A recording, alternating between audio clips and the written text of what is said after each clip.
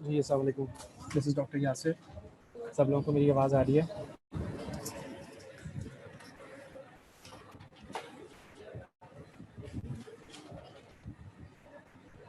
Can you hear me properly? Okay जी। So just a recall to vitamin we were studying in last lecture. जी, please type your answers in the window right in front of you in the chat box. Which vitamin we were studying? Okay, what are different forms of vitamin A? What are the different forms of vitamin A?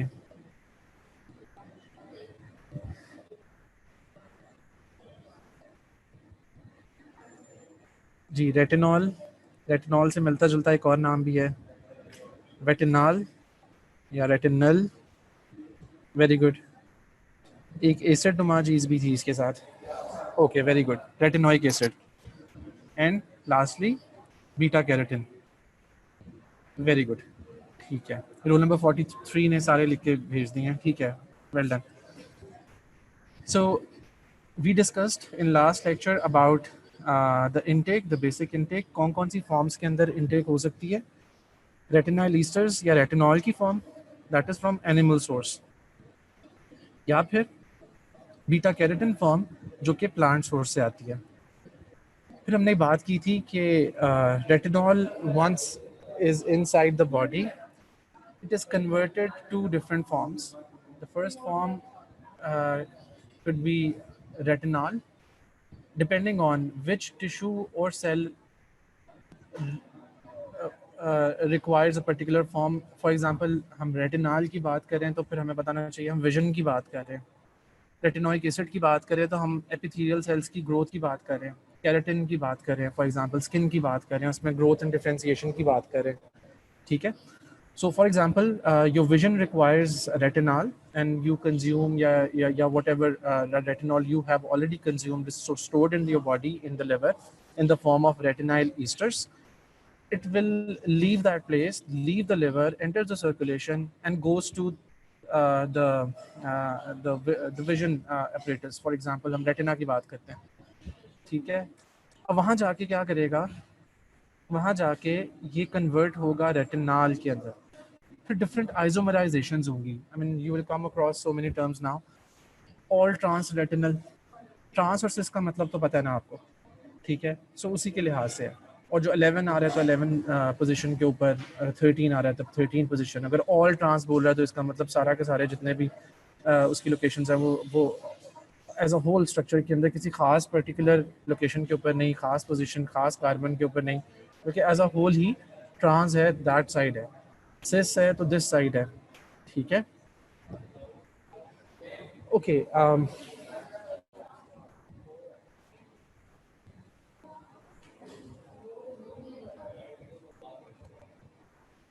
okay, we ended up on this slide in last lecture, जिसके अंदर for example retinol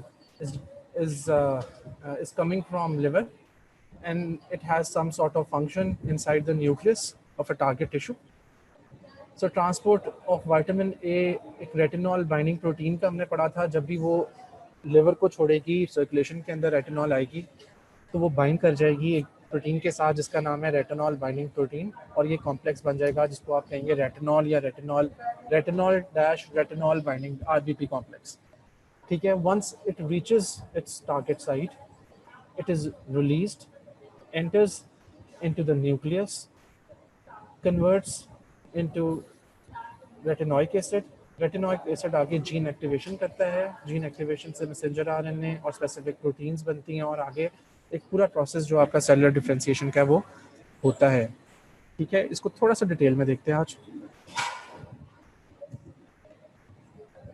okay जी, retinoic acid binds with high affinity to specific receptor proteins present in the nucleus of the target tissue such as epithelial cells. हम retinoic acid की बात कर रहे हैं, ठीक है। हम एज अ होल तो विटामिन ए की बात कर रहे हैं, मगर अब सब फॉर्म की बात करेंगे तो we are talking about retinoic acid at this moment. We are not talking about retinol, we are not talking about retinol, we are not talking about beta carotene. ठीक है, we are talking about retinoic acid. The activated retinoic acid receptor complex interacts with the nuclear chromatin here, ये red में जो नजर आ रहा है आपको, ठीक है, to stimulate retinoid specific messenger RNA synthesis. Here is the formation of messenger RNA. ठीक है, फॉर एग्जाम्पल हम रेटिनॉल बाइंडिंग प्रोटीन की बात कर रहे हैं जिसके अंदर प्लाज्मा रेटिनॉल और रेटिनॉल बाइंडिंग प्रोटीन कॉम्प्लेक्स है. Once it enters into the target cell, retinol binding protein तो प्लाज्मा के अंदर जरूरत थी, राइट, उसको ट्रांसपोर्ट करने के लिए वो वहीं रह जाती है. रेटिनॉल एंटर हो जाएगा टारगेट सेल के अंदर, कोई भी टारगेट सेल हो सकता है जहां इसकी जरूरत है, जहां इसने सेलुलर डिफरेंशिएशन करवानी है. Okay, in the cytoplasm it is converted into retinoic acid. Now retinoic acid enters into the nucleus of that particular target cell. ये जो आपको नजर आ रहा है, this is the nucleus of any particular cell. हम skin की बात कर लेते हैं, स्किन के अंदर, ठीक है, स्किन सेल के अंदर ये एंटर होता है. Now this is the structure, basic structure of retinoic acid. It now binds with an inactive receptor to make it active. ठीक है, इस न्यूक्लियस के अंदर जिस पर्टिकुलर जीन की ट्रांसफॉर्मेशन होनी है, सेलुलर डिफरेंशिएशन होनी है, जो प्रोटीन बनने जा रही है, उसके इनिशियल प्रोसेस को शुरू करने के लिए एक इनएक्टिव रिसेप्टर पड़ा हुआ है जिसके साथ रेटिनोइक एसिड आके बाइंड करता है.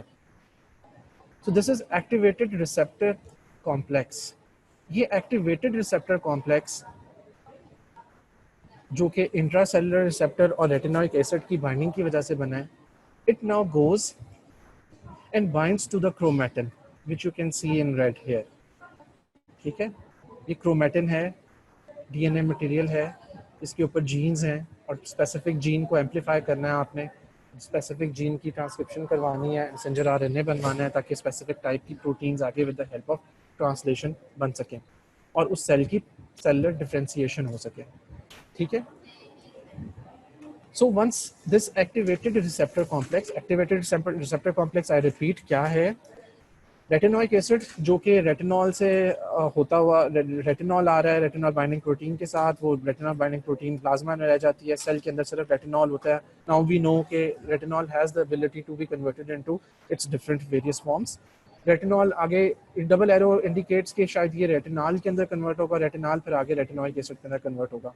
ठीक है, okay, retinoic acid now enters into the nucleus जहाँ ये सारा प्रोसेस होना है, जहाँ आपकी सेलुलर डिफरेंशिएशन होनी है, जहाँ मैसेंजर आरएनए फॉर्मेशन होनी है. Now there is a receptor, intracellular receptor, which is in inactive form. Here you can see this retinoic acid now binds with this particular site on this inactive receptor to make it active. Yeah, activated receptor complex.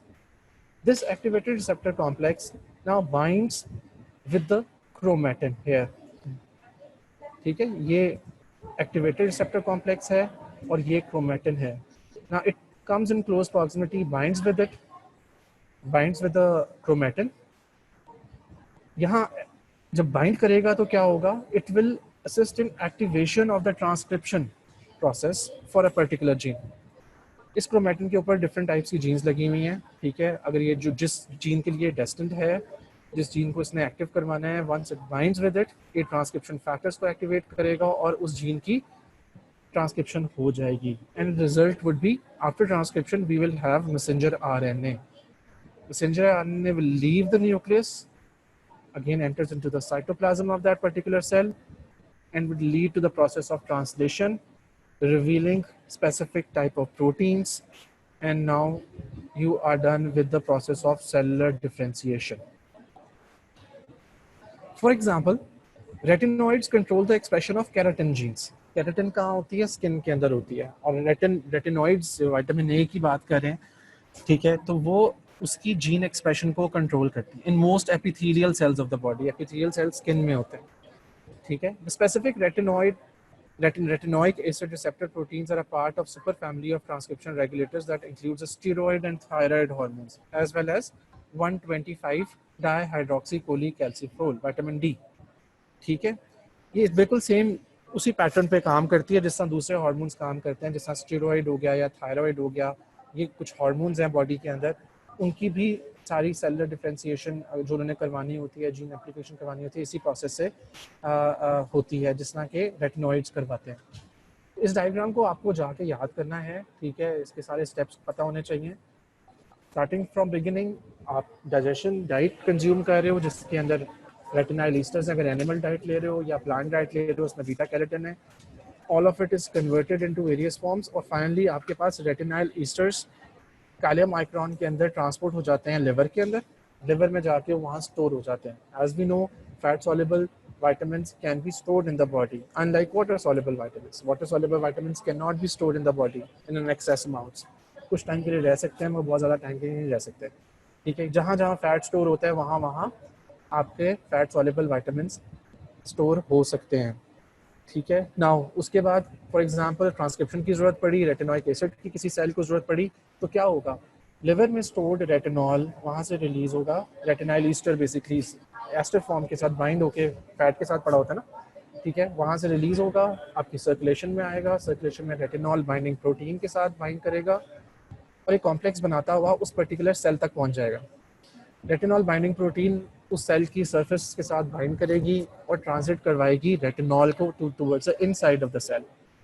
Once it reaches the inside of the cell here, retinol is converted into retinoic acid, क्योंकि retinoic acid has the ability to enter into the nucleus, और उसने आगे जाके काम करना है। काम क्या करना है, वहाँ ट्रांसक्रिप्शन फैक्टर्स पड़े होते हैं, रिसेप्टर्स पड़े होते हैं, ठीक है, जो कि इनएक्टिव स्टेट में होते हैं। जब भी रेटिनोइक एसिड वहाँ एंटर होगा, वो इनएक्टिव रिसेप्टर के साथ बाइंड करेगा और वो एक्टिवेटेड रिसेप्टर कॉम्प्लेक्स बना देगा। एक्टिवेटेड रिसेप्टर कॉम्प्लेक्स आगे चल के क्रोमेटिन के साथ बाइंड करेगा, ठीक है। क्रोमेटिन के साथ जब बाइंड करेगा तो ट्रांसक्रिप्शन फैक्टर्स को एक्टिवेट करेगा और पर्टिकुलर जीन को वो टारगेट करेगा, उसकी ट्रांसक्रिप्शन होगी, आपके पास मैसेंजर आरएनए बन जाएगा with in the nucleus. Messenger RNA now will leave the nucleus, enter into the cytoplasm, and is responsible for the further processes and manufacturing of different types of proteins. Yeah, specific type of proteins. Is it clear to everyone? सारा process अभी तक समझ आ गया आपको? Retinol कैसे body में enter होता है, उसकी एब्जॉर्प्शन कैसे होती है, वो लिवर में जाके स्टोर हो जाता है, और लिवर में जाके जब स्टोर फॉर्म में पड़ा होता है और उसको एक स्पेसिफिक एक्टिविटी को एड्रेस करना होता है, तो वहाँ से वो निकलता है, प्लाज्मा में आता है, प्लाज्मा में एक बाइंडिंग प्रोटीन के साथ बाइंड करके पर्टिकुलर सेल के अंदर एंट्री करता है in the form of retinol. Retinol आगे से रेटिनोइक एसिड के अंदर कन्वर्ट होता है, रेटिनोइक एसिड न्यूक्लियस के अंदर जाके ट्रांसक्रिप्शनल फैक्टर्स को एक्टिवेट करता है, उसके पहले रिसेप्टर से बाइंड करता है, फिर ट्रांसक्रिप्शनल फैक्टर्स को एक्टिवेट करता है, जीन एम्प्लीफिकेशन करता है, और it would result in the formation of messenger RNA. Messenger RNA आगे ही प्रोसेस कंटिन्यू करते हुए ट्रांसलेशन का प्रोसेस होता है और प्रोटीन्स बन जाती हैं, ठीक है। तो बेसिक जो आपका एक फिनोमेना होता है, ठीक है, कोई भी प्रोटीन बनने का जो अमल होता है उस सारे प्रोसेस से होता है, मगर it adds in the activation of that particular transcription receptor, ठीक है, जो इंट्रासेलुलर रिसेप्टर है जो कि क्रोमेटिन के साथ बाइंड करना है। Is it clear to everyone? Confusion है? I told you one thing, ये थोड़ा सा ट्रिकी है in comparison to other vitamin से, इसको आपको थोड़ा सा डिटेल में पढ़ना पड़ेगा, ठीक है। इट्स नॉट स्ट्रेट फॉरवर्ड, ठीक है, इसमें थोड़ी सी कन्वर्जन्स हैं, इसमें आपकी पहले बेसिक अंडरस्टैंडिंग होनी चाहिए, ठीक है, आपको पता होना चाहिए कि कौन कौन सी फॉर्म्स हैं, और फिर ये पता होना चाहिए कौन कौन सी फॉर्म्स इंटर कन्वर्टेबल हैं। Okay, if I ask you कौन कौन सी फॉर्म्स आपस में इंटर कन्वर्टेबल हैं, एक से दूसरी और दूसरी से पहली में दोबारा कन्वर्ट हो सकती हैं जी।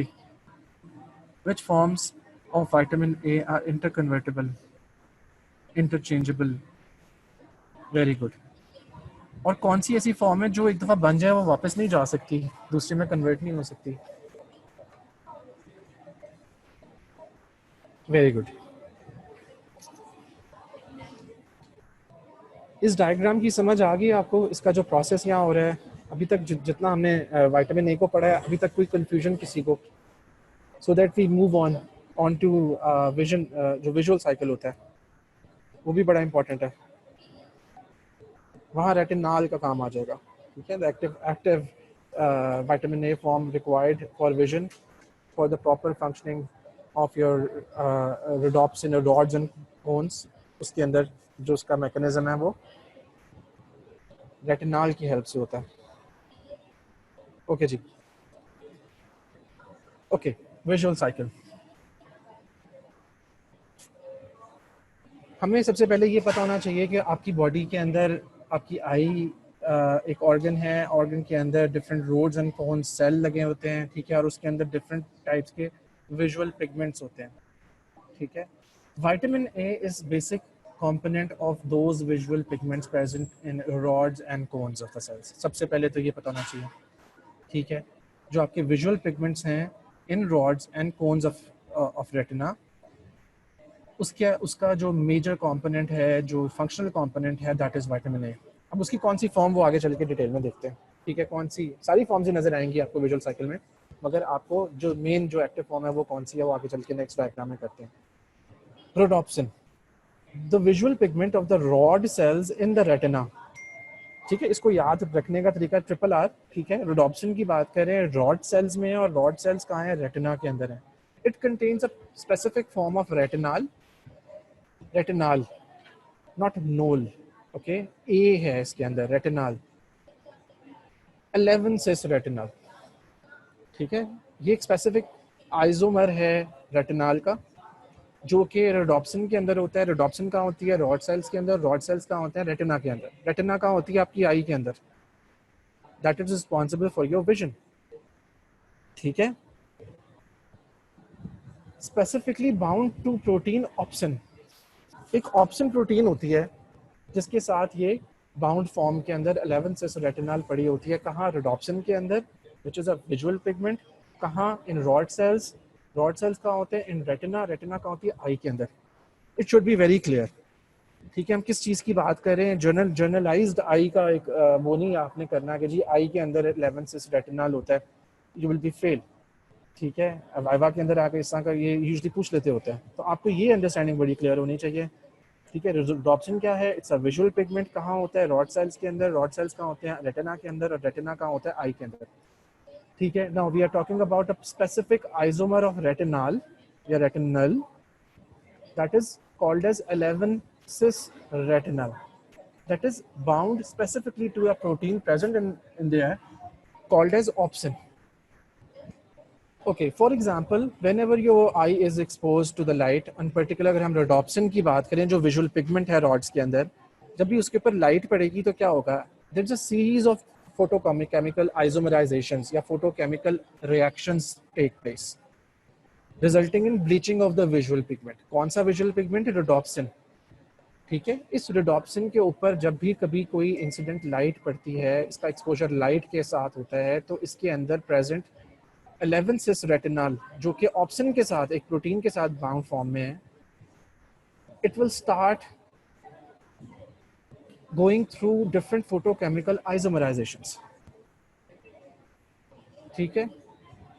और रिलीज किस चीज की करवाएगा, ऑल ट्रांस रेटिनाल की और ऑप्सिन की। अब इस पॉइंट को समझने की जरूरत है। नॉर्मल सर्कमस्टांसिस के अंदर ऑप्सिन जो कि प्रोटीन प्रेजेंट है रोडोप्सिन के अंदर, उसके साथ एक बाउंड फॉर्म रेटिनाल की होती है, एक आइसोमर होता है जिसका नाम है 11 सिस रेटिनाल, दिस वन। जब लाइट फॉल करेगी रोडोप्सिन के ऊपर, तो इस रोडोप्सिन की ब्लीचिंग हो जाएगी, it will break down releasing what, एक तो ऑप्शन रिलीज हो जाएगी, उसके साथ साथ 11 cis retinal will undergo a photochemical isomerization to form a substance called as all trans retinal. It is in another form. ये भी एक आइसोमर है रेटिनाल का, ठीक है। Is this point clear or not? Ji, is this point clear? We are talking about rhodopsin. Rhodopsin क्या होता है, विजुअल पिगमेंट है। कहाँ होता है, रॉड सेल्स के अंदर। रॉड सेल्स कहाँ होते हैं, रेटिना के अंदर। रेटिना कहाँ होती है, आई के अंदर।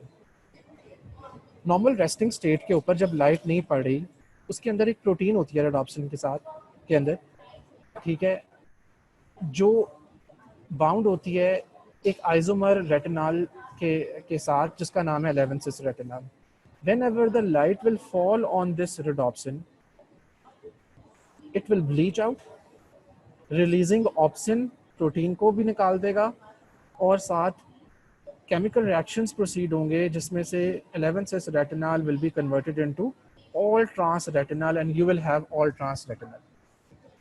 जब all trans retinal निकलता है, ऑप्शन अलग हो जाता है और ये active form all trans retinal आ जाती है. This process triggers a nerve impulse.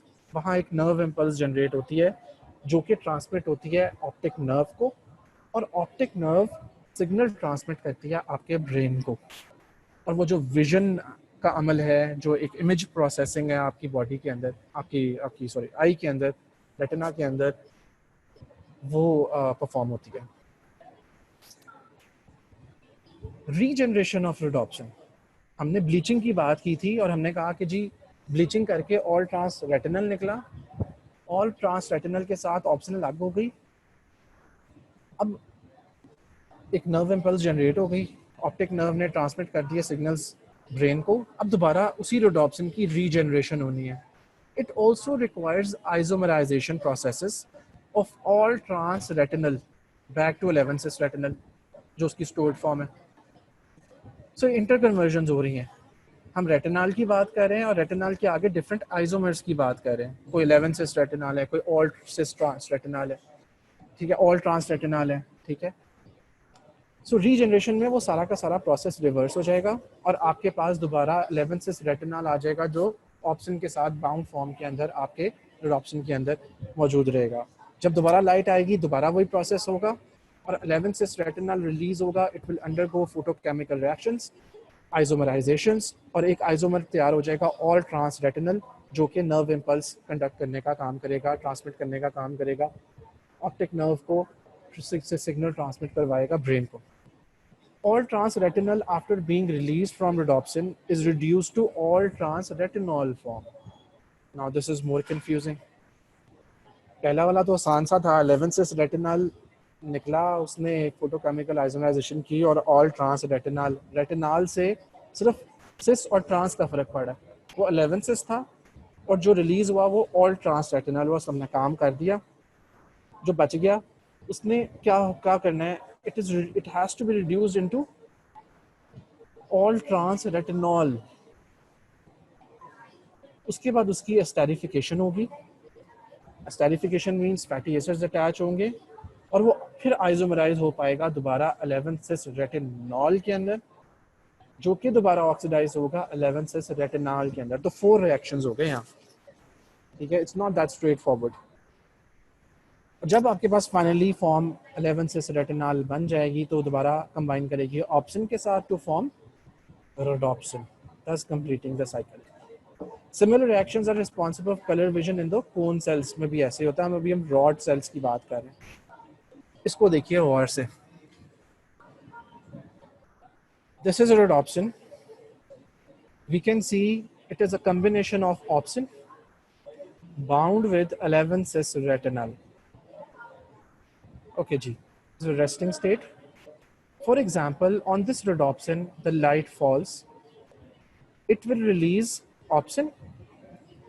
Ideally picture तो ये कहती है कि यार ऑप्शन निकला है तो 11 से रेटिनॉल निकलना चाहिए. मगर हमने पीछे एक बात की थी, जब भी लाइट पड़ती है तो जो रोडॉप्सिन के अंदर 11 से रेटिनॉल होता है, it makes it undergo series of biochemical alterations, biochemical reactions, biochemical isomerizations, और उनका जो नतीजा निकलता है, उनका जो रिजल्ट निकलता है, that is all trans retinal, which is responsible for conducting nerve impulse. Activation हो जाती है ऑप्टिक नर्व की और ऑप्टिक नर्व आगे सिग्नल ट्रांसमिट करता है. Now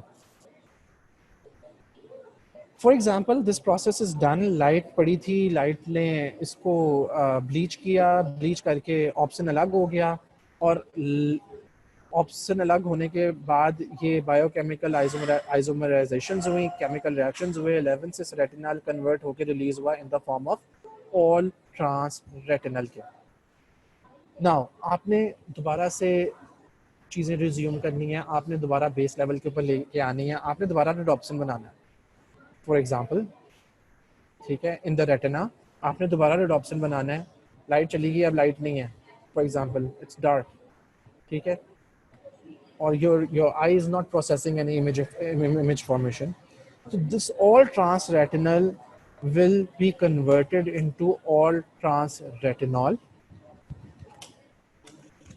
It will gain some fatty acids, all trans retinyl esters बनेंगे, ऑल ट्रांस रेटिनाइल ईस्टर से आगे retinol, that would be 11 cis retinol बनेगा, 11 सिस रेटिनॉल से 11 सिस रेटिनाल बनेगा, and once you will have 11 cis retinal तो वो bind करेगा opsin protein के साथ to form a rhodopsin. Is it clear to everyone or lot of confusions?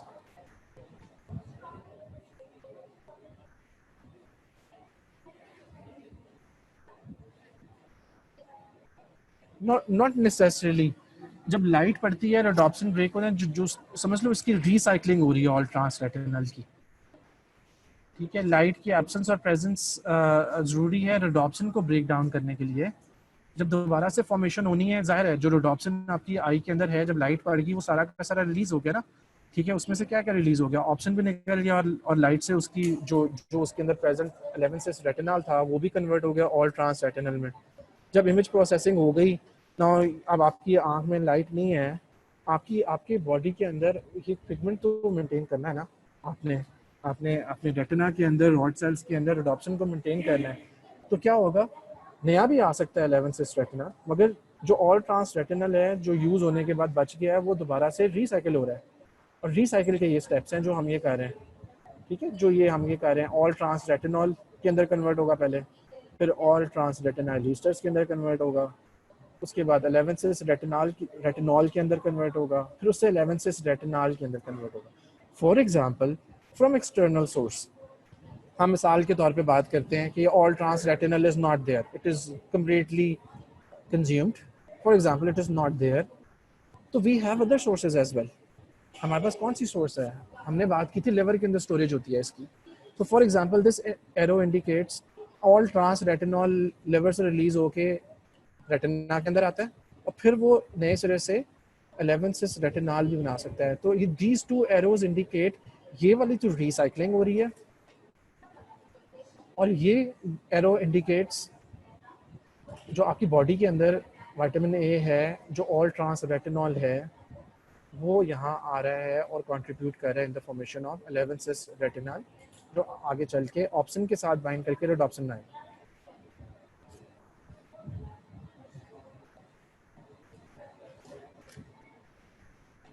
Okay जी, क्या question है? Let me read the question. Sir, in the absence of light when there is again formation of rhodopsin, then the first step is the reduction of all trans retinol to all trans retinol. जी, you are right. ये आप double arrow देख रहे हो, यहाँ step miss हुआ है, उसने खुद किया हुआ, उसकी ज़रूरत नहीं है बताने की, क्योंकि जी 11 से रेटिनॉल बनेगा, देन रेटिनॉल बनेगा. देखो, all trans form is there readily available. आपको रोडोप्सिन के अंदर 11 सिस रेटिनॉल की ज़रूरत पड़ती है. ठीक है, जो कि ऑप्शन के, देखो बाइंडिंग फॉर्म डिफरेंट है ना. अगर for example all trans retinol directly बन जाए ऑल ट्रांस रेटिनॉल के अंदर, तो फिर रोडोप्सिन का मकसद खत्म हो गया ना. आप हर टाइम तो एक्सपोज नहीं होते लाइट, हर टाइम तो आपके आंखों ने इमेज नहीं बनाने होते. सो भी रहे होते हो, डार्क में भी होते हो, राइट. आंखें बंद भी तो होती है ना आपकी रात को सोते वक्त, या कभी भी नैप लेते हो. ठीक है, नॉट ऑल द टाइम्स. तो आपके अंदर रोडोप्सिन तो एक एज अ विजुअल पिगमेंट रहना है आपकी आपके रॉड सेल्स के अंदर, आपके रेटिना के अंदर. उसके अंदर रिक्वायरमेंट जो स्टोर्ड फॉर्म की है, जो बनना है, इनफैक्ट वो जो विजुअल पिगमेंट है वो 11 सिस रेटिनॉल से बनना है. उसके लिए आपको ये स्टेप से गुजरना पड़ेगा. अगर आप ये कहने की कोशिश कर रहे हो कि all trans retinol directly convert हो जाए ऑल ट्रांस रेटिनॉल में, तो आपको right away, for example you are, I mean there is no light falling on your eye. ठीक है, रेटिना के ऊपर आप इमेज नहीं कैप्चर कर रहे, आपकी आई नहीं कर रही उस टाइम के ऊपर. तो ऑल ट्रांस रेटिनल को डायरेक्ट आप करके क्या करना चाहते हैं? ठीक है, the process will be delayed, right. अगर वो स्टोर्ड फॉर्म में ऑलरेडी रिडॉप्शन बना के बैठा हुआ है, जो ही लाइट पड़ती है और वो फॉरन ही उसके अंदर कन्वर्ट करके फ्रैक्शन ऑफ सेकंड्स के अंदर ऑल ट्रांस रेटिनल के अंदर कन्वर्ट होता है, और वो एक नर्व इम्पल्स जनरेट करता है जो ऑप्टिक नर्व को हेल्पफुल होती है. वो आगे नर्व सिग्नल ब्रेन तक पहुंचाती है और आपका इमेज क्रिएशन होती है. ठीक है, सो इसके लिए 11 सिस रेटिनॉल की ज़रूरत है, आपको इसको फॉलो करना पड़ेगा। आई मीन इट्स नेचर हमारी। हाँ, इस पर रिसर्च कर सकते हो आप इन द फ्यूचर, अगर कुछ जेनेटिक्स में जाते हो ऐसा कुछ, और आप ऐसा कुछ करके इनकॉर्पोरेट करना उसको ह्यूमंस के अंदर तो नहीं ऑब्वियसली, ठीक है, मतलब एनिमल्स के अंदर हो सकता है वो रिसर्च की जा सके कि जी अगर हम इसको आर्टिफिशली इसी के अंदर ही हम ऐसा प्रोसेस या हमको ऐसी ड्रग देंगे इसके अंदर इसके इससे डायरेक्टली इसमें बन जाए और आपको इस सारे प्रोसेस की ज़रूरत ना पड़े, ठीक है, मगर ऑब्वियसली इस सारे प्रोसेस की ज़रूरत पड़ेगी, ठीक है। रेटिनॉल फॉर्म आ रही है और उसने ऑल ट्रांस रेटिनाइल ईस्टर्स बनना है, फिर देन उसने 11 सिस रेटिनॉल बनना है, और 11 सिस रेटिनॉल ने फिर 11 सिस रेटिनॉल बनना है, ठीक है। अब 11 उसके स्ट्रक्चर के अंदर कोई 11 पोजीशन के ऊपर चेंज आ रही है ना, ठीक है, कोई जो पहले ट्रांसफॉर्म थी on that side of the structure, कोई भी सब्सटेंस था, कोई भी ग्रुप था, ठीक है, वो अब दिस साइड पे आ रहा है और 11 पोजीशन के ऊपर आ रहा है, राइट। इसका एक पर्टिकुलर फंक्शन है, ऑप्शन 11 सिस रेटिनॉल के साथ बाइंड कर सकता है सिर्फ, ऑल ट्रांस रेटिनॉल के साथ बाइंड करके रेडॉप्सिन नहीं बना सकता, ठीक है।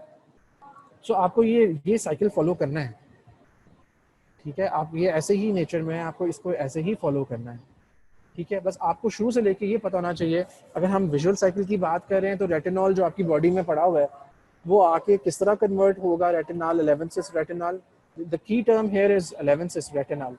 एमसीक्यू में अगर पूछा जाता है कि जी ऑप्शन के साथ कौन सा बाइंड करता है या अडॉप्शन कौन सा बनाता है, तो 11 सिस रेटिनॉल, ठीक है। ये इसकी इतनी इंपॉर्टेंस नहीं होगी शायद, इसकी इंपॉर्टेंस सिर्फ इतनी होगी कि आ रहा है और बना रहा है, मगर यहाँ स्टोरेज पर बात करेंगे तो आपको ये याद रखना है 11 cis retinol is crucial important, और लाइट पड़ती है और उसके बाद कौन सा इंपॉर्टेंट फैक्टर है, that is all trans retinol.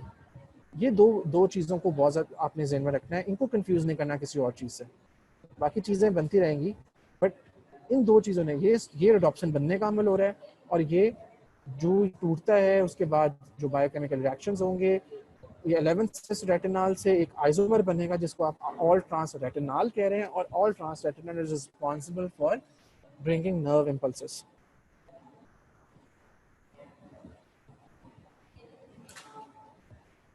जी अच्छा, इस स्लाइड के अंदर बता दूं मैं आपको, ओके ओके, क्वेश्चन नंबर 1 ये हो सकता है कि जी the retinoids gain entry into the retina in which of the following forms, तो आप आंसर करोगे all trans retinal form, retinol form, ठीक है, okay. Before conversion into the main form that is responsible for the formation of rhodopsin, all trans retinol is converted into, आपको 11 cis retinol बोलना है, indirect question आ सकता है।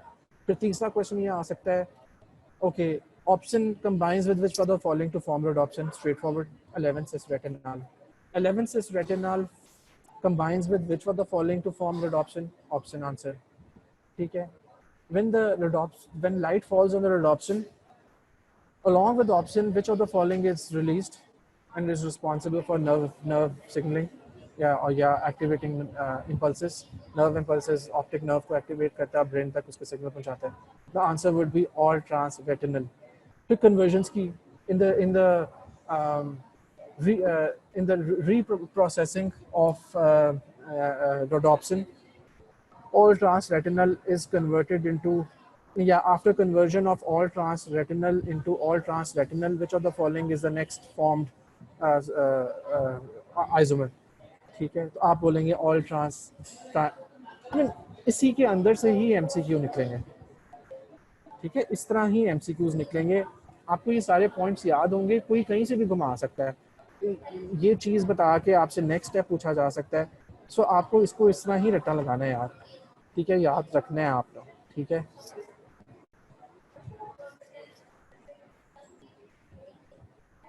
Okay जी, next slide. We are done with the cellular differentiation. Cellular differentiation जल्दी से मुझे बता दें, कौन सी form of vitamin A is responsible for cellular differentiation, messenger RNA वगैरह बनना, ट्रांसक्रिप्शन फैक्टर्स को एक्टिवेट करना, वो कौन सी फॉर्म का काम है? विटामिन ए? जी जल्दी से टाइप कर दें। कौन सी form of vitamin A is responsible for messenger RNA formation in the nucleus of the cell? जी, very good. And as far as visual cycle is concerned, which of the following is the main form responsible for the storage and the activation of nerve impulses in visual cycle, producing images, optic nerve cell? मोटी मोटी आपने main form का नाम बताना है, मैं सब forms का नहीं पूछ रहा। जी, विजुअल साइकिल से रिलेटेड मेन फॉर्म कौन सी होती है जो जो अपना रोल प्ले करती है in vision after interconversions? 11 cis retinal, ठीक है, it forms the pigment called as rhodopsin, और जब लाइट फॉल करेगी तो ये 11 cis retinal किस में कन्वर्ट हो जाता है? ऑल ट्रांस रेटिनल में। Very good. ओके जी, along with these functions cellular differentiation, हमने epithelial cells की बात की and as well as हमने visual cycle की बात की, there are other functions of vitamin A as well. It is responsible for production processes जिसके अंदर रेटिनॉल एंड रेटिनाल दोनों ही एसेंशियल होते हैं for normal reproduction. Retinoic acid की बात करें तो it is inactive in maintaining reproduction and in the visual cycle but promotes growth and differentiation of epithelial cells. Epithelial cells या स्किन से related बात करेंगे तो रेटिनोइक एसिड, डीएनए एक्टिवेशन की बात करेंगे तो रेटिनोइक एसिड, उसके अलावा किसी किस्म की भी ग्रोथ के अंदर इसका कोई ताल्लुक नहीं होता, इसका रिप्रोडक्शन के अंदर कोई ताल्लुक नहीं होता। रेटिनॉल या रेटिनाल ही अपना प्ले करेंगे रोल, ठीक है, इस चीज़ को याद रखेंगे। अगर आपसे रिप्रोडक्शन वाला फंक्शन पूछा जाता है तो retinol and retinal is the answer, ठीक है। नॉर्मल रिप्रोडक्शन के लिए इन दो फॉर्म्स की जरूरत होती है, रेटिनोइक एसिड की जरूरत नहीं होती। अगर आपसे एपिथेलियल सेल्स या ग्रोथ डिफरेंशिएशन की, मैसेंजर आरएनए और इस तरह की स्टोरी कोई पूछी जाती है तो फिर आपके ज़हन में रेटिनोइक एसिड आना चाहिए। रेटिनॉल और रेटिनल का कोई काम नहीं है वहाँ न्यूक्लियस के अंदर, कोई ट्रांसक्रिप्शन फैक्टर जाके एक्टिवेट नहीं कराना। हाँ, प्रिलिमिनरी फॉर्म्स हो सकती हैं रेटिनॉल, ऑब्वियसली वी नो, और ये जो रेटिनाइल ईस्टर्स आते हैं और वो कन्वर्ट होते हैं रेटिनोइक एसिड में, मगर जो मेन काम है न्यूक्लियस के अंदर जाके ट्रांसक्रिप्शन करवाना, मैसेंजर आरएनए बनवाना, ट्रांसलेशन करवाना, आपकी जो सारे process in the formation of particular type of protein, ठीक है, और सेलुलर डिफरेंशिएशन का अमल पूरा करवाना, वो सारा का सारा काम रेटिनोइक एसिड का, ठीक है। Growth deficiency results in decrease growth rate in children, bone development is also slowed, maintenance of epithelial cells essential for normal differentiation of epithelial cells and mucous secretions, ठीक है। तो ये सारे फंक्शंस होते हैं विटामिन ए के। Sources के ऊपर नज़र मार लेते हैं। आपको पता होना चाहिए विटामिन ए की सोर्सेज, अगर आपको बतानी है किसी को कि विटामिन ए कौन कौन सी फूड सोर्सेज के अंदर पाया जाता है, आपको बताना है कि liver, kidney, cream, butter, egg yolk are good sources of preformed vitamin A, ठीक है। Yellow and dark green vegetables, yellow and dark green vegetables and fruits as well are good dietary sources of the keratins which serve as precursors of vitamin A. Storage form is, आपकी body में store कौन सी form में होती है? Retinol form के अंदर store होती है, राइट। और हमने जब वो जीआई पढ़ी थी, एब्जॉर्प्शन का देखा था, बीटा कैरोटिन्स जो ही इंटेस्टाइन में आती हैं वो कन्वर्ट होती हैं रेटिनोल के अंदर, तो फिर ये प्रिकर्सर का काम करेंगे।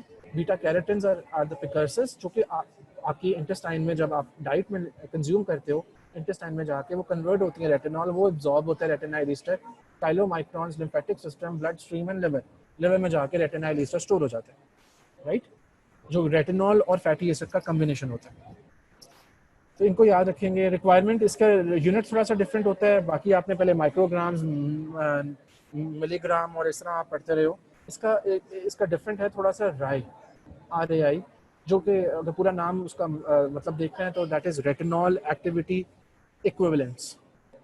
मेल्स के अंदर 900 dry is the RDA, females के अंदर 700 ड्राई, ठीक है, that is the RDA, recommended daily allowance. इतने क्वांटिटी के अंदर रिक्वायर होता है विटामिन ए पर डे के लिहाज से। मेल्स के अंदर 900 ड्राई और फीमेल्स के अंदर 700 ड्राई। 1 ड्राई को अगर आप देखो कि उसके अंदर क्या क्या चीज़ें होती हैं, 1 microgram of retinol, 12 microgram of beta carotene और 24 माइक्रोग्राम ऑफ अदर कैरोटिनॉइड्स। ठीक है। सो एज अ होल आपको 900 राई बोलना है मेल्स के अंदर, फीमेल्स के अंदर 700। अलग अलग पूछा जाए रेटिनॉल तो आप 1 माइक्रोग्राम ऑफ रेटिनॉल एमसीक्यू में पूछा जा सकता है। अब पूछा जा सकता है कि जी एक राई के अंदर कितने माइक्रोग्राम्स बीटा कैरोटीन होते हैं, तो आप बोल सकते हैं 12 माइक्रोग्राम्स होते हैं। अदर कैरोटीनॉइड्स ये दोनों मेंशन कर दिए जाते हैं, और अदर कैरोटीनॉइड्स का पूछा जाता है तो आप 112 और 24 माइक्रोग्राम्स का फिगर आपने याद रखना है। क्लिनिकल इंडिकेशंस देख लीजिए। डाइटरी डेफिशिएंसी अगर हो जाए तो आप रेटिनॉल या रेटिनल ईस्टर्स की फॉर्म के अंदर एनिमल प्रोडक्ट्स जितने भी आपको बताएं, लिवर किडनी वगैरह, आप उनको प्रिस्क्राइब करेंगे, आप उनको एडवाइस करेंगे कि आप ये इस्तेमाल करें। अगर सर डाइटरी डेफिशिएंसी है, अगर कोई क्लिनिकल कंडीशन डेवलप हो गई है, फॉर एग्जांपल नाइट ब्लाइंडनेस, ठीक है, severe vitamin A deficiency can lead to night blindness. इसमें होता क्या है नाइट ब्लाइंडनेस में,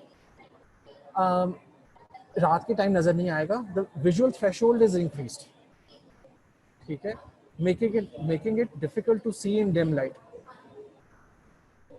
Prolonged deficiency leads to an irreversible loss in the number of visual cells. Rhodopsin की formation नहीं हो रही होती प्रॉपर, जो ही dim light होगी उस particular affected person को नजर आना बंद हो जाएगा, and it can lead to permanent blindness as well. So night blindness. Xerophthalmia. Xerophthalmia क्या होता है जी? It is basically a term used for the dry. Zero कहीं भी आएगा तो आप बोलेंगे dryness. Xerophthalmia का क्या मतलब है? Ophthalmic means eye, और आई के अंदर बेसिकली कौन कौन से मेजर आपके स्ट्रक्चर्स होते हैं? कंजक्टाइवा होता है और कॉर्निया होता है। पता है ना डिफरेंस क्या होता है कंजक्टाइवा और कॉर्निया का? वाइट पोर्शन कौन सा है आपकी आई के अंदर? जी, वाइट पोर्शन ऑफ द आई, जब आंख देखते हो आप अपनी आंख के शीशे में देखो, उसके अंदर जो इर्द गिर्द आपको सेंटर में आपको डार्क कलर का एक बॉल नजर आ रहा है, राइट? इर्द गिर्द वाइट पोर्शन नजर आ रहा है,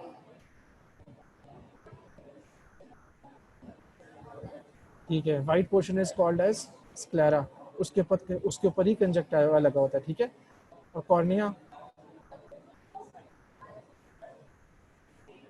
जी कॉर्निया क्या होता है?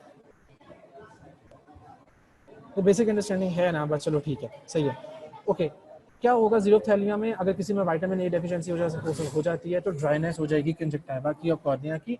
आपका नॉर्मल फ्लूइड जो आपकी आंखों के अंदर होता है, जो कि लुब्रिकेशन का काम करता है, वो ड्राई अप हो जाता है, और ड्राई आइज की वजह से अल्सर्स बन सकते हैं, ठीक है। अब देखो आपकी आंख के अंदर कोई पिगमेंट आया, पिगमेंट नहीं आया, इनफैक्ट कोई कोई पार्टिकल आया, पड़ गया, आप थोड़ी सी आंख को मलते हो, या आपकी आंखें कई दफ़ा मलने के बगैर खुद ही से उसको एडजस्ट कर लेती हैं, साइड साइड पे ले जाती हैं। अगर वो आपका नॉर्मल फ्लूइड ड्राई हो जाए, वो पिगमेंट आके आपकी डायरेक्ट सरफेस से इंटरेक्ट करेगा और उसके अंदर अल्सर बना सकता है, ठीक है। और ulcer can be lethal in the sense as far as the eye is concern, it can lead to blindness, ठीक है। आई साइट पूरी की पूरी आपकी जा सकती है और ब्लाइंडनेस हो सकती है, ठीक है। ये डायग्राम है, ये अच्छी डायग्राम है, इसको जाके देख लीजिएगा। जो सारी हमने बातें की हैं तकरीबन वही सारी बातें हैं इसके अंदर, आप ये देख लो। रेटिनॉल जो है वो ऑल ट्रांस रेटिनोइक एसिड या रेटिनोइंग भी बोलते हैं इसको। सोरियासिस एक कंडीशन होती है स्किन की जिसके अंदर स्केल्स बनते हैं, उसके अंदर यूज़ हो सकता है। एक्यूट प्रो माइलोसिटिक ल्यूकीमिया, इसके अंदर इसका यूजेज है। फिर एक फॉर्म होती है 13 सिस रेटिनोइक एसिड, जिसको आइसोट्रेटिनोइन भी कहा जाता है। ये सवेयर एक्ने अगर हो जाए, जो ये आपके पिंपल्स वगैरह निकलते हैं कई लोगों को बहुत ज़्यादा, उनकी ट्रीटमेंट के लिए ये डिफरेंट आइसोमर्स हैं इसके, ये यूज़ होते हैं, ठीक है। ऑल ट्रांस रेटिनोइक एसिड क्या क्या करता है? डिफ्रेंशिएशन करता है और मेंटेनेंस करता है आपके एपिथेलियल टिश्यूज़ की, प्रमोट करता है ग्रोथ को। रेटिनॉल से जो दूसरी चीज़ें निकल सकती हैं, रेटिनोल या रेटिनाइल ईस्टर्स, ये सारे की सारी मेंटेनेंस ऑफ रिप्रोडक्शन के अंदर अपना रोल प्ले करते हैं। अब रेटिनॉल की स्पेसिफिकली बात करें तो मेंटेनेंस ऑफ विजन की बात करेंगे और प्रमोशन ऑफ ग्रोथ की बात। तो ये जो जो चीज़ें हमने सारी पढ़ी हैं अभी टेक्स्ट फॉर्म के अंदर, ये डायग्राम में उसने अच्छी बताई हुई है। अगर आप action as a therapeutic agent question आता है तो आपको सोरियासिस को मेंशन करना है, ल्यूकीमिया को मेंशन करना है, सिवियर एक्ने को तो बिल्कुल भी नहीं भूलना। बस ये याद रखना है कि सोरियासिस के अंदर, ल्यूकीमिया के अंदर जो आइसोमर यूज़ होता है वो all trans retinoic acid use होता है, ये टॉपिकल लगाया जाता है। 13 सिस रेटिनोइक एसिड आइसोट्रेटिनोइन, ये सीवियर एक्ने के लिए। ठीक है, ये आपको ये डायग्राम देख लेना, इसके अंदर ये सारे थेराप्यूटिक एजेंट्स हैं to treat different types of conditions. Acne and psoriasis को थोड़ा डिटेल में देख लेते हैं। These are basically dermatological problems. Acne का सारों को पता है, सोरियासिस के बारे में मैंने आपको बताया था, एक जेनेटिक प्रॉब्लम है जो कि मिडिल एज के अंदर जाके होती है। इसमें जेनेटिक कंपोनेंट ज़रूर होता है, ठीक है। Extremes of temperature, smoking, alcohol can be aggravating factors. Typical आपकी स्किन लीजन्स होती हैं, स्केल्स बनना शुरू हो जाते हैं, सिल्वरी स्केल्स होना शुरू हो जाते हैं, और जब आप उनको उतारने की कोशिश करते हो तो नीचे से स्किन ब्लीड करती है, ठीक है। Mild cases of acne, Darier disease. Darier disease basically is another type of skin problem. इसके अंदर क्या होता है, आपके बॉडी के अंदर डिफरेंट रीजन्स के अंदर, ठीक है, डिफरेंट रीजन्स कौन कौन से हो सकते हैं, आपकी नीज हो सकती हैं, आर्म्स हो सकती हैं, ठीक है, आपके एल्बोज हो सकते हैं, ठीक है, नेक का एरिया हो सकता है, बैक का एरिया हो सकता है। इनके ऊपर क्या होता है, वॉट लाइक ब्लेमिशेस बनना शुरू हो जाते हैं। वॉट्स देखे हैं किसी ने, वॉट्स, मोके जो बन जाते हैं, आम जुबान में मोका बन गया है, स्किन टैग्स, ठीक है। वॉट लाइक ब्लेमिशेस बनते हैं आपके different areas of the body. अच्छा, जब इनको टच किया जाता है तो ये ग्रीसी होते हैं, ठीक है, और जब इनको स्मेल अगर हो तो बड़ी स्ट्रॉन्ग किस्म की स्मेल आती है इनके अंदर से। So this is the Darier disease. या फिर स्किन एजिंग, जब आपके cells normally proper cell differentiation नहीं कर रहे होते, ठीक है, उनको ट्रीट किया जा सकता है टॉपिकल एप्लीकेशन ऑफ ट्रेटिनोइन के साथ। ट्रेटिनोइन क्या है, all trans retinoic acid, this is an isomer of retinoic acid, as well as benzoyl peroxide and other antibiotics, ठीक है। ये आप एक्ने को, स्किन एजिंग को या डायरियर डिजीज को इससे डील कर सकते हैं। Tretinoin is another form is again isomer of retinoic acid. It is too toxic for systemic administration, ठीक है। सो कंबाइन किया जाता है टॉपिकल, हमें खा नहीं सकते इसको, ठीक है। एक आइसोट्रेटिनोइन होता है जिसको हम बोल रहे हैं 13 सिस रेटिनोइक एसिड। एक डिफरेंट है, आइसोमर है रेटिनोइक एसिड ही, अगर उसको ट्रांसफॉर्म कर दिया जाता है एक खास किस्म के अंदर, जो कि आपकी बॉडी के अंदर जाके बहुत ज़्यादा अफेक्ट नहीं करता दूसरे सेल्स को, आपकी बॉडी के लिए हार्मफुल नहीं होता, उसको आप डिफरेंट कंडीशंस के अंदर oral administration as a oral agent use कर सकते हो, गोली की फॉर्म में खा सकते हो, ठीक है। सो दो forms, tretinoin and isotretinoin. Tretinoin का मतलब ऑल ट्रांस रेटिनोइक एसिड है, आइसोट्रेटिनोइन का मतलब 13 सिस रेटिनोइक एसिड है। ऑल ट्रांस जो है फॉर्म वो बड़ी हार्मफुल होती है आपकी सिस्टमिक सर्कुलेशन के लिए, टॉक्सिक हो सकती है, आपके सेल्स को जाके तंग कर सकती है, उनको डिस्टर्ब कर सकते हैं, उनकी नॉर्मल फंक्शनिंग को ऑल्टर कर सकती है। इस वजह से वो टॉपिकल हील लगाई जाती है, जो ऑल ट्रांस फॉर्म है, जिसको आप ट्रेटिनोइन बोल रहे हैं। और उसकी एक और आइसोमर है आइसोट्रेटिनोइन, ठीक है, जिसका जिसका अगर आप बायोकेमिकल नाम देखें तो that is 13 cis retinoic acid. ये एडमिनिस्टर की जाती है सिवियर फॉर्म्स के अंदर ओरली। Toxicity of retinoids, vitamin A, हम आपके यूएचएस के सिलेबस में हाइपर विटामिनोसिस की टर्म है, किसी भी विटामिन की एक्सेस से हाइपर विटामिनोसिस हो सकती है। हम बात करें विटामिन ए की, तो एक ख़ास अमाउंट के से ज़्यादा अगर एक्सीड कर जाए आपकी बॉडी के अंदर लेवल विटामिन ए का, तो it can lead to a term called as hypervitaminosis A. Early signs hypervitaminosis A के ड्राई एंड प्रोरेटिक स्किन हो सकती है, एनलार्ज एंड सिरोटिक लिवर हो सकता है, नर्वस सिस्टम के अंदर इंट्राक्रेनियल प्रेशर रेज हो सकता है, जो कि मिमिक कर सकता है सिम्टम्स को ब्रेन ट्यूमर के, ठीक है। Any questions? जी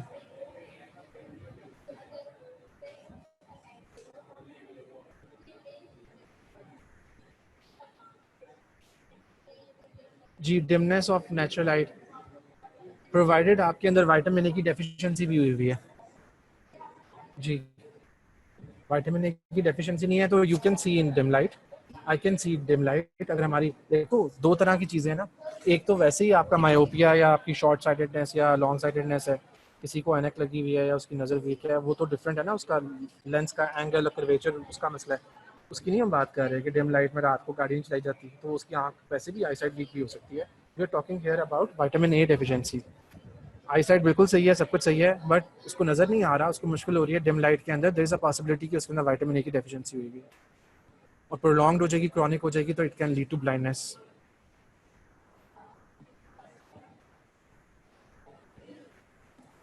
ओके जी, next vitamin is vitamin E. We gonna finish this up क्योंकि हम थोड़ी सी स्लो पेस पे जा रहे थे। आपका अगला जीटी आया खड़ा है, तो ज़्यादा स्लो पेस पे जाएंगे, ये ना हो कि टॉपिक पूरे ना हो। ठीक है, तो आप मुझे दो चार मिनट अगर ऊपर लगेंगे भी इसके, बहुत छोटा सा है, इसमें 2-3 बातें याद करने की हैं, इसको हम देख लेते हैं। We will be left with 2 vitamins then, क्या विटामिन डी के साथ और विटामिन के। ए भी इतना ज़्यादा बड़ा नहीं है, विटामिन डी डेप्थ में पढ़ने वाला है, वो हम फिर कल के लेक्चर में कर लेंगे ताकि हम आगे मिनरल्स शुरू करें। मिनरल्स काफ़ी ढेर सारे हैं, वो हमने विद इन नेक्स्ट वीक में वो ख़त्म करने हैं। ठीक है, सो अपनी pay your attention for another 10 minutes, I think we be done with vitamin E as well. अभी अब हमारे पास है टाइम थोड़ा सा।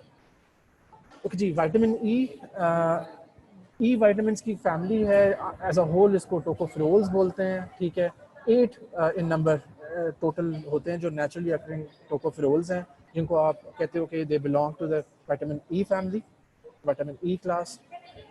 अल्फा टोकोफेरोल जो होता है इस सारी क्लासेस के अंदर से, that is considered to be the most active. Primary function, it is considered to be an antioxidant in your body. आप कभी अपने प्रोडक्ट्स निकाल के देखना, खासतौर पे जो फीमेल्स हैं, अगर वो अपने प्रोडक्ट्स जो यूज़ करते हैं स्किन के लिए या और मेकअप के प्रोडक्ट्स और ये सारी चीज़ें, ठीक है, डिफरेंट टाइप्स के ऑयल्स यूज़ किए जाते हैं, ठीक है, स्किन और हेयर की हेल्थ के लिए। उनके अंदर काफ़ी ज़्यादा प्रोडक्ट्स के अंदर जहाँ स्किन एसोसिएटेड होती है, जहाँ स्किन रिलेटेड होती है, उसके अंदर विटामिन ई लाजमी उन्होंने बड़ा बड़ा करके लिखा होता है। It acts as an antioxidant. करती क्या है, आपकी पोली अनसैचुरेटेड फैटी एसिड्स जितने भी होते हैं, आपके सेल कंपोनेंट्स भी होते हैं, ठीक है, उनकी नॉन एंजाइमेटिक ऑक्सीडेशन को रोकती है। बिला वजह ऑक्सीडेशन अगर होगी उनकी, ठीक है, आपकी बॉडी के अंदर डिफरेंट हार्मफुल केमिकल्स एंटर होते हैं। They bind with the oxygen to form reactive oxygen species. वो रिएक्टिव ऑक्सीजन स्पीशीज फिर बाइंड करती हैं पूफास के साथ, ठीक है, पोली अनसैचुरेटेड फैटी एसिड्स के साथ, और आगे फर्दर टॉक्सिक कंपाउंड्स बनाती हैं। वो जिस जगह के ऊपर बना रही होती हैं वो जगह आपकी इफेक्ट हो जाती है। फॉर एग्जांपल हम स्किन की बात कर रहे हैं तो स्किन के अंदर अर्ली एजिंग शुरू हो जाएगी। ठीक है, सिगरेट स्मोकिंग की एग्जांपल देना चाहूँगा मैं यहाँ। काफ़ी लोग सिगरेट स्मोकिंग की हैबिट में मुब्तला होते हैं, ठीक है, इट्स अ बैड हैबिट। ठीक है, उसमें क्या होता है, आपकी जो धुआं इंजेस्ट कर रहे होते हैं, जो स्मोक इंजेस्ट कर रहे होते हैं, उसमें कार्बन मोनोऑक्साइड और अदर अदर केमिकल्स होते हैं। वो जो आपकी नॉर्मल ऑक्सीजन जो आपकी ब्लड में फ्लो कर रही होती है उसके साथ बाइंड करते हैं, तो ऑक्सीजन फ्री रेडिकल्स बनाते हैं। कभी नोट कीजिएगा, wrinkling is more common, ageing is more common in smokers. उसकी रीज़न यही होती है। तो vitamin A is provides some sort of antioxidant property. वो फाइट बैक करता है, वो उन टॉक्सिक केमिकल्स को पर्टिकुलर सेल्स के साथ रिएक्ट करके फर्दर स्पीशीज नहीं बनाने देता। उनकी जो एबनॉर्मल ग्रोथ जो ऑक्सीडेटिव स्ट्रेस की वजह से होनी होती है उसको रोकता है। ठीक है, हाइपोथेसिस है, कुछ लोग कहते हैं नहीं करता, कुछ लोग कहते हैं करता है, कुछ लोगों ने प्रूव करने की भी कोशिश की है, बट बेसिकली आपने याद रखना है, it acts as an antioxidant. ये बेसिक स्ट्रक्चर है, नहीं पूछा जाएगा आपसे। डिस्ट्रीब्यूशन रिक्वायरमेंट्स देख लीजिए। वेजिटेबल ऑयल्स, जितने भी आपके वेजिटेबल ऑयल्स हैं रोज़मर्रा में आप खाने पीने में इस्तेमाल करते हैं, वो these are considered to be rich sources of vitamin A. Liver और एग्स कंटेन मॉडरेट अमाउंट्स। ठीक है, तो अगर एक अंडा जो वेजिटेबल ऑयल में तला हुआ है अगर रोज़ खा लेते हैं आप, तो विटामिन ई आपको मिल जाएगा। आरडीए अल्फा टोकोफेरोल की 15 मिलीग्राम्स फॉर एडल्ट, ठीक है, जो रोज़ की मरा की बुनियादों पे आपको चाहिए होती है इसकी एक अमाउंट। अगर आप एवरी डे का हिसाब रखें तो RDA recommended daily allowance 15 milligram के अंदर आपने विटामिन ई कंज्यूम एटली करनी चाहिए। The vitamin E requirement increases as the intake of PUFA increases. Polyunsaturated fats का अगर आप ज़्यादा इस्तेमाल करें अपनी डाइट्स के अंदर, तो आपको विटामिन ई भी ज़्यादा लेनी चाहिए, ठीक है, ताकि एंटीऑक्सीडेंट का रोल प्ले होता रहे और वो नेगेटिव इफेक्ट से बचा सकें। डेफिशिएंसी अगर हो जाए तो वैसे यूजली लीस्ट लाइकली होती है, विटामिन ई की डेफिशिएंसी यूजली होती नहीं है बिकॉज काफ़ी अबंडेंस में काफ़ी चीज़ों के अंदर पाया जाता है। ठीक है, रोज़मर्रा में आप खाने में चाहते ना चाहते हुए वेजिटेबल ऑयल इस्तेमाल कर रहे होते हो, आप मार्केट से कोई प्रोडक्ट लेते हो, ठीक है, उसके अंदर भी वेजिटेबल ऑयल यूज़ हो रहा होता है, आप अंडे का इस्तेमाल भी रूटीन में कर रहे होते हो, और भी जो चीज़ें होती हैं जिसके अंदर विटामिन ई होता है, रोज़मर्रा की बुनियादों के अंदर आप विटामिन ई का इस्तेमाल कर रहे होते हो। फिर अगेन ये it can be stored in the body, तो it remains in the body for some time, तो डेफिशिएंसीज लीस्ट लाइकली। ठीक है, और इसी वजह से इसको entirely restricted to premature infants उनके अंदर कॉमन होती है।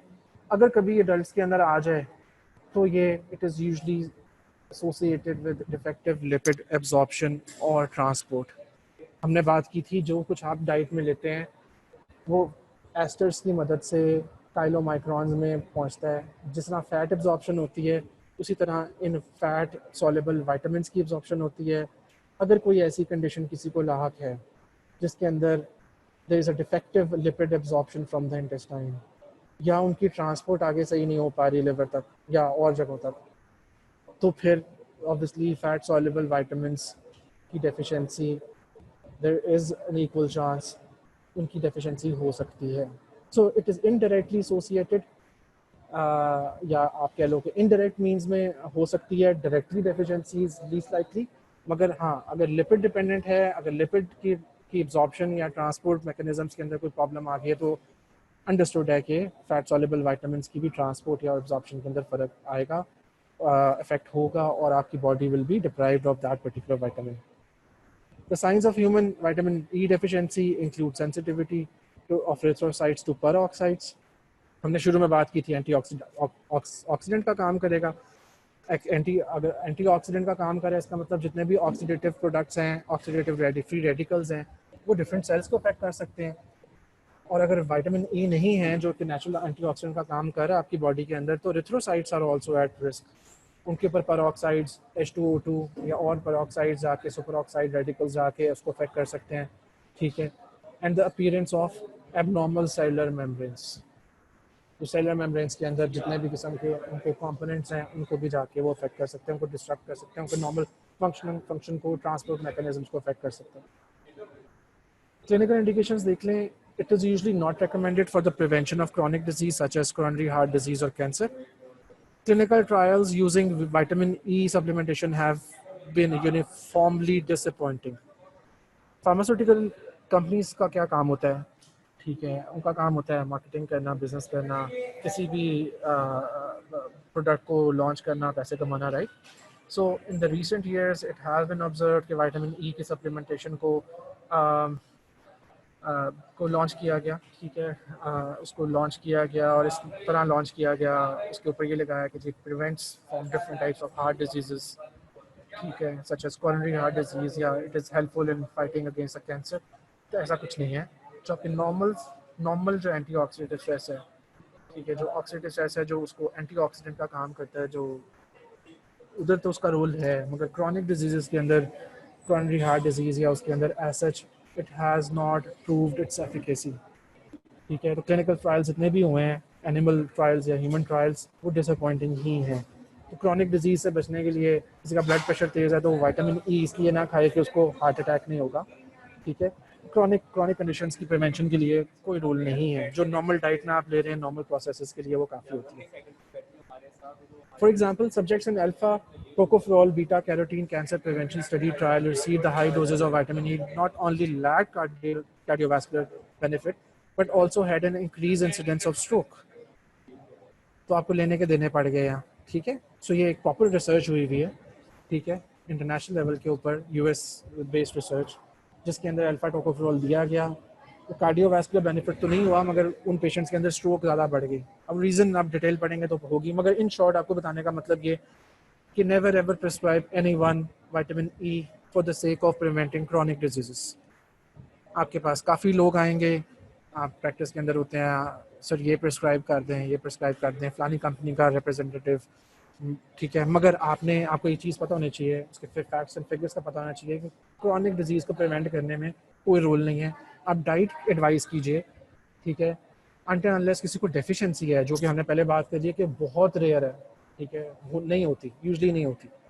हाँ, जिसके लिपिड का प्रॉब्लम है, लिपिड एब्जॉर्प्शन या ट्रांसपोर्ट का, ऑब्वियसली उसको आप कंसिडर जरूर करेंगे कि विटामिन ए सप्लीमेंटेशन देनी है, मगर जो नॉर्मल डाइट के अंदर है वो that is more than sufficient. Toxicity, it is least toxic of the fat soluble vitamins and no toxicity has been observed at doses of 300 milligram per day. हमने 15 milligram की बात की थी, ठीक है, just 15 is required as a RDA as far as vitamin E is concern. इसको जो test किया गया डिफरेंट एनिमल्स के अंदर, 300 मिलीग्राम तक भी डोज देके देख ली है एनिमल्स के अंदर, एनिमल मॉडल्स के अंदर, उसकी टॉक्सिसिटी रिपोर्ट नहीं होती, ठीक है। सो ये आसानी है, एक ही चीज़ याद रखनी थी आपने इसके अंदर, एक तो 15 मिलीग्राम पर डे RDA है इसकी, वेजिटेबल ऑयल्स रिच सोर्स है, इसके अलावा लिवर और एग्स रिच सोर्स है, और इसका मेन फंक्शन क्या विटामिन ई का होता है, it acts as an antioxidant in your body, that is it.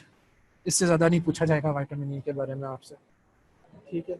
हाँ, आपसे ये वाली स्टेटमेंट जरूर पूछी जा सकती है, in prevention of chronic disease which of the following vitamin can be prescribed to prevent chronic disease. तो विटामिन ई को तो नहीं टिक करना आपने, ठीक है, और जो कोई विटामिन होंगे जो करते होंगे तो उनको टिक करेंगे, विटामिन ई को टिक नहीं करेंगे। क्रॉनिक डिजीज में इसका कोई रोल नहीं है। Is there any question? जी, is there any question related to vitamin E और विटामिन ए एज वेल? जी बेटा, आर यू देयर और यू हैव ऑलरेडी लेफ्ट? 1 बज गया, छुट्टी हो गई।